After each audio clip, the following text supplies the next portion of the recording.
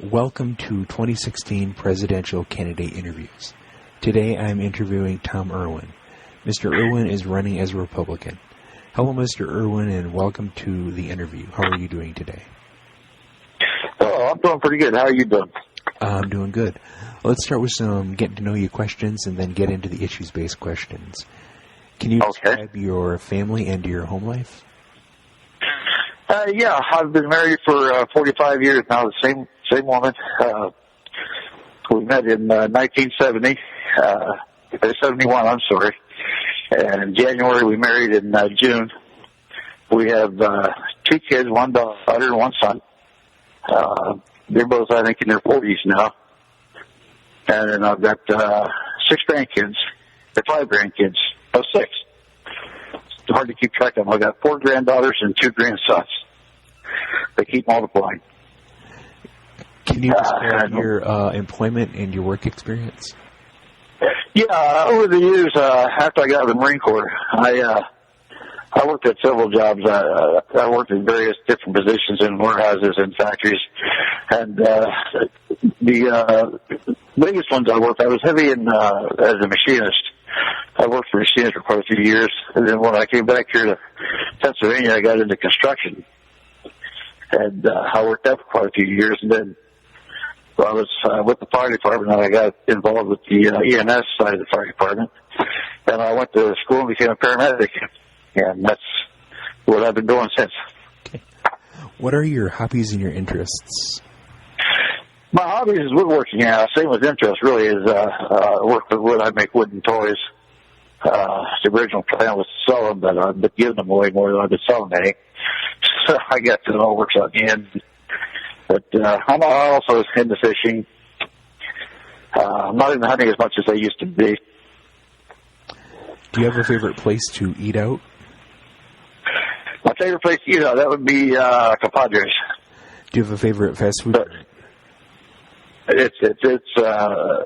Compadres is a Mexican restaurant. Favorite fast food? That's hard. Probably Burger King, I guess. All right. Do you have a favorite junk food? Yeah, well, that would be probably it. I'm kind of fond of donuts. Okay. Favorite TV shows and movies? What's that? Favorite TV shows and movies? I didn't understand that. Oh, favorite TV shows or movies? Oh, okay. My favorite TV show would be NCIS, Los Angeles, or the original one in Washington. Okay. Do you have any pets?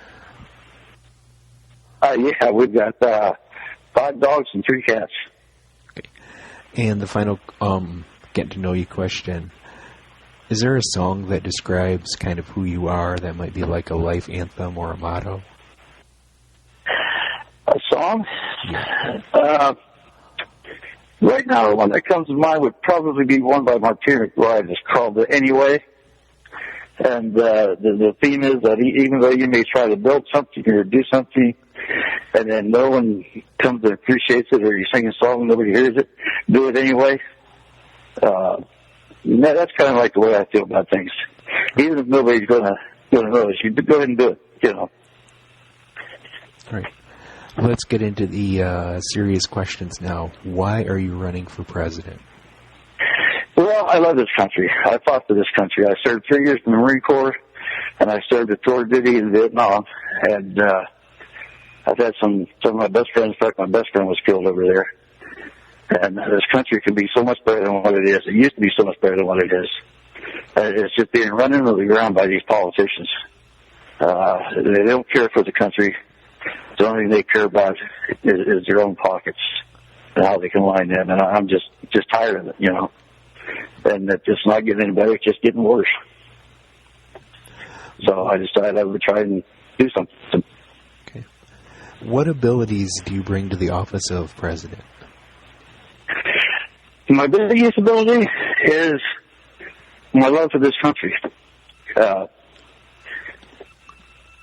And like I said, I'm tired of seeing it run down. I know we've got money that's going overseas that doesn't need to be. There's a lot of spending that's unnecessary. I guess my abilities would probably be the biggest thing is that I live down here among the people. I wasn't born with a silver spoon in my mouth. I know what it's like down here at the bottom. And I think that's probably my biggest asset. Okay. Are there any presidents you have a favorable opinion of who have aspects of their presidency you would want to emulate? Oh, sure. President Reagan, he was a good president. President Nixon I didn't like. I even like President Carter. Or not Carter, but Clinton. I thought he did a pretty good job. That was a few years ago. Things changed, I guess. Okay. Are there any presidents you do not have a favorable opinion of that you would not want to be like? Is there anything they have done that you would not want to do? Yeah, Nixon and Johnson. Okay. They, well, we all know about Richard Nixon. Mm-hmm. My thing with President Johnson is, like I said, I served a tour in Vietnam, and before he would bomb anybody in Vietnam, he would tell them where they were going to bomb. So, to me, that was kind of stupid. Right. Why bother? Are there any functions of government you'd like to decrease or abolish, and why? Yeah, there's probably a lot of them. I know there's hundreds and dozens of programs out there we have out there, like farm aid program and things like that. I think they all need to be taken a good look at, and some of them probably just need to be done away with altogether. Some may need to have increased funding. Some may need decreased funding, and some may be all right the way they are. But I think there's probably more that really need to be decreased in the funding and maybe even abolished altogether.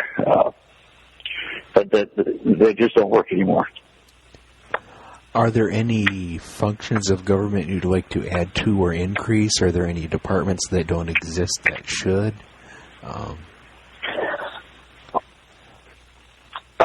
If there was any one thing, I would probably try to get more resources for the veterans. I know that they've got a very decent system now, but it could use some work. They could probably use more help, for one thing. They could probably use more funding, more tools, things of this nature. Okay. Describe your stance on taxation. What thing? On taxation, taxes.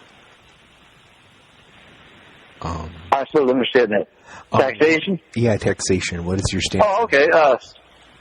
Well, I don't like it. I mean, naturally, I don't like it, but unfortunately, some of it's probably necessary. But I think we should take a look at programs and cut down spending on some places. And by doing that, we could maybe either fund other programs or possibly even cut some taxes. All right. What's your stance on the abortion pro-choice issue? Well, I'm pro-life. I don't really believe in abortion, but I think there is 3 cases maybe where a woman should be allowed to have one. That's if the woman was raped and it was really traumatic, then it might be all right. Or if the pregnancy was caused by incest, then that I would go for that, I think. And then the third one is that it would jeopardize the mother's life to carry the baby full term.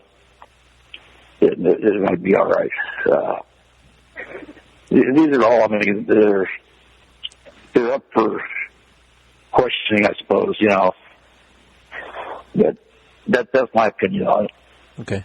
If you're like 15 years old, you go out and get pregnant, and you go looking for an abortion. Now, another thing, too, your parents will be told, If you're under 18 and you look for an abortion, your parents will be notified.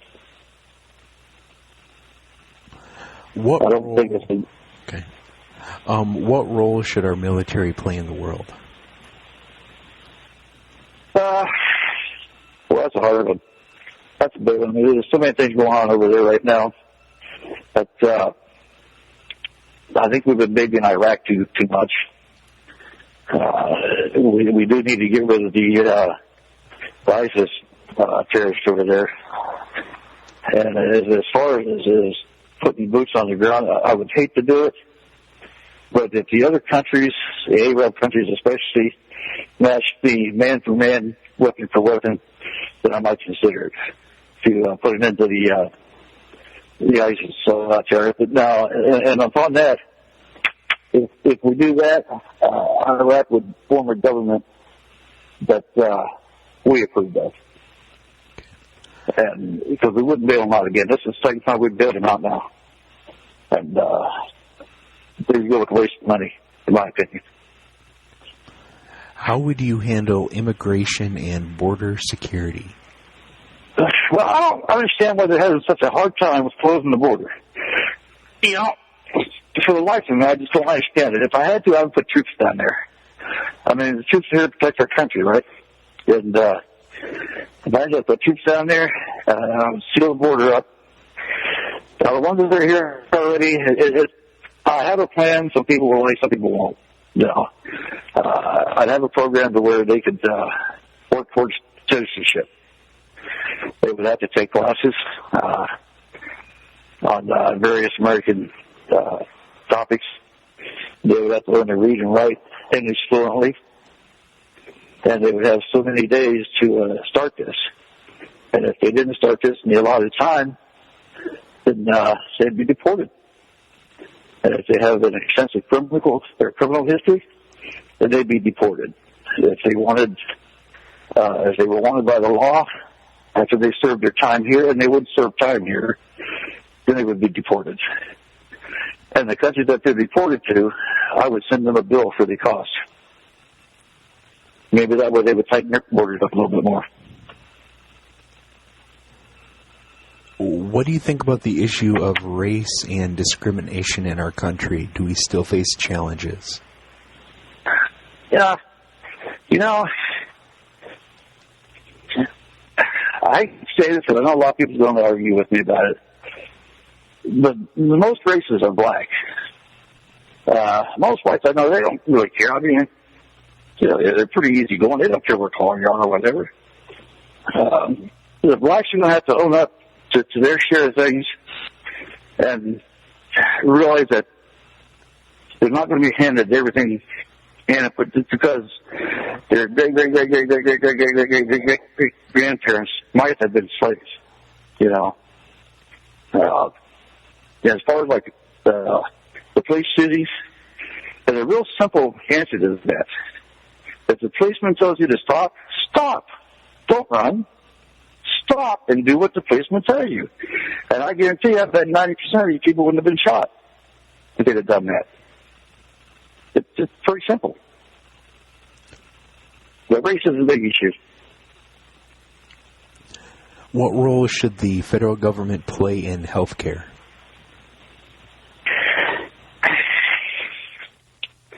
You know, that's kind of a nifty one, too. I don't believe they should really play any role in it. If you can trust these health officials and these insurance companies to come up with a good plan that isn't gouging everybody and is affordable by people, then you shouldn't have to have the government in there, because it's not really the government's business. What priority would you give repair of infrastructure? Well, repair of it would be pretty high priority.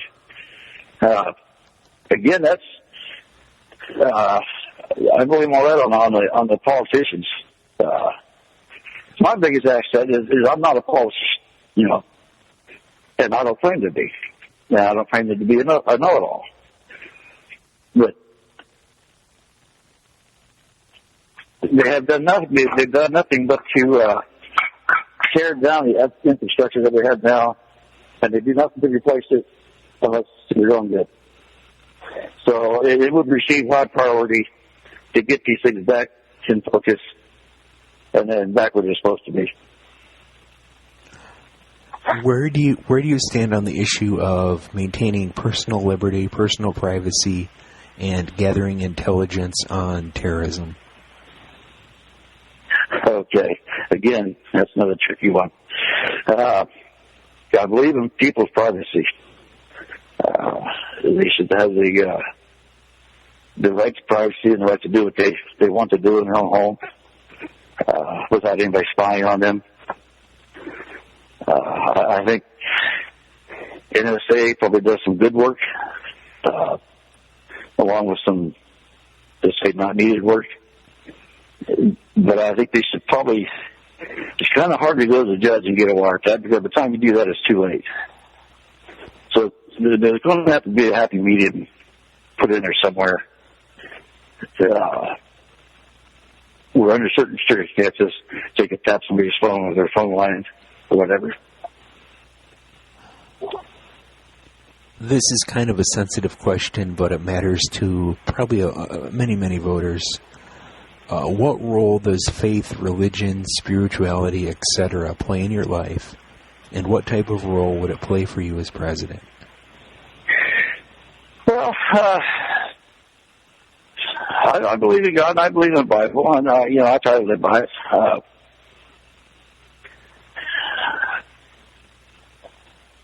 It just, I mean, like you said, that is a real touchy subject. My personal feeling is that it should probably be involved, because it would not hurt it. If anything, it would help it, but they shouldn't be based completely on religion, But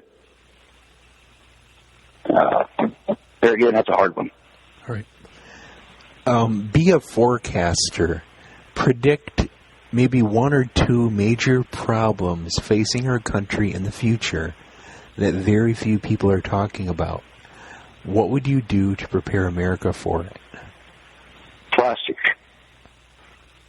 bottles, jugs, paper, sacks. Mm-hmm. We need to come up with a way to recycle this stuff. We can't just keep throwing it in landfills. It's not going to biodegrade. 200 years from now, it's still going to look the same. We need to learn how to, I know we do some recycling of them, but we need to get that going on whole scale, and the same thing with tires, because they're just piling up in landfills. Okay. It's my two biggest pet peeves. All right. Everybody has things they're good at, and everybody has things they're not so good at. What are maybe one or two things you're not good at, and what would you do to make up for that? Maybe organization. And then maybe prioritizing. I don't know about that. I prioritize pretty good. But maybe organization is probably the biggest one. But, the president, he's got his advisors and his generals and things, so that would help in that area. Are there any other issues you would like to discuss?